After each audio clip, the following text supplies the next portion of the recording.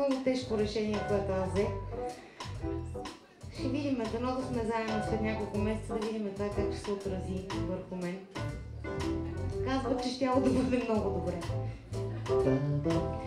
Толкова рязки решения тази вечер, ужас. Това е една тема, която всъщност може би малко от вас знаят, че е една френска песен,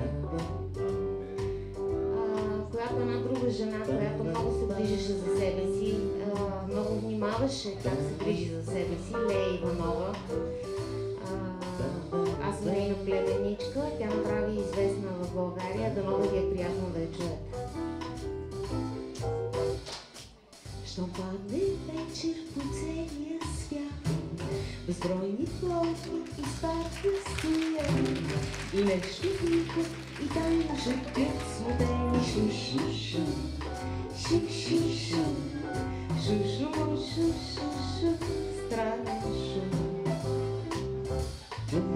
Със теб след двама сред нощния час, зелени клонки се спускат край нас, и нещо тихо си шепнат глас модели шу-шу-шу, шу-шу-шу, шу-шу-шу-шу-шу, нежен шум.